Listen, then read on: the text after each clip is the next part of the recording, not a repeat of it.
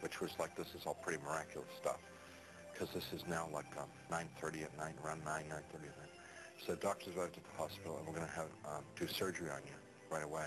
And some orderlies and people came in, and they threw my wife out of the room. And it's very disturbing, because I was trying to tell them, and I wanted to tell my wife what had happened to me. So when I passed my wife in the hall on the gurney on the way to the surgery, I said, everything's going to be great. And she just started bawling, because she thought, like, that was like a dying man, you know. You know. Strange thing about the experience is the memory hasn't dulled at all. It's real intense. And I don't know, it stays intense. And I believe that one of the reasons that God gave me this experience so that I would have an opportunity to share it with someone. I don't know who. I never know who. But I would have the opportunity to share it with somebody so that it could be of help to them.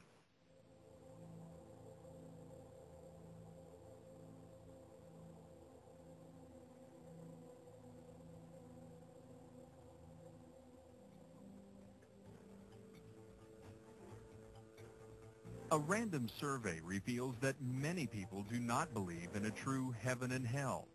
Many of those who do believe these places exist have different ideas of how a person gets to one place or the other. I don't believe there's a hell. I do believe there's a heaven. Somehow there has to be more to this existence than just, you know, your short period of time on the earth. There's got to be something following it. I believe that everyone will pay for what they do in life. I don't believe necessarily by what the Bible says about hell being a fiery inferno. I believe that hell is just your worst fears and everything that can be evil in your own perception you pay for eternity. And I also believe that heaven is where you could live for the rest of your life in peace as long as you love God and live for God and live by His Word. I do believe there is a heaven, definitely a heaven. I'm not sure so much about the hell, how you explain hell. However, yes, heaven, yes. I don't think it's necessary that you attend church to go to heaven or that you believe in the Bible but just live a good life. I think hell is reserved for just a few really bad people, maybe somebody who might commit murder intentionally. Probably murder is about the only thing I would think you would probably end up in hell for. I'm not really sure what would define you to go to hell or why you go to heaven. I really wouldn't know. I think there's probably not either a heaven or hell, just an afterlife. I don't know exactly what it is, but I think I'm not sure what there is, but I think there's just sort of a middle, like a limbo or a purgatory where everybody goes.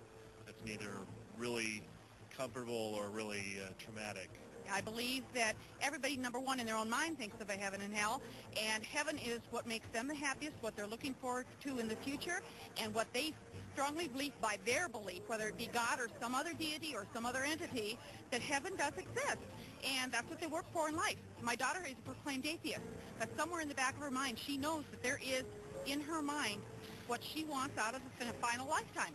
And to me, that is all it requires. A deity is not required. I believe in my kind of belief, which is more of a metaphysical belief. I believe how you feel on earth and how you view heaven, what it is, that's what it's your own conception. So it becomes that way when you die. So if you believe that there's a God source in you and that you're basically a good person and you're a happy person, that's what happens to you after you go. But I don't believe that you're penalized and that you go to some place full of fire if you didn't live your life the way organized religion thinks you should. Many people are trying to dilute the message of hell, the message of heaven, saying that neither of these worlds exist. Why not eat, drink, and be merry? If there is no accountability, then there is no sin. And if there's no sin, Christ died in vain. And if Christ died in vain, what do we need God for? This is the new philosophy of the New Age, that there is no hell. It is the hope of most people.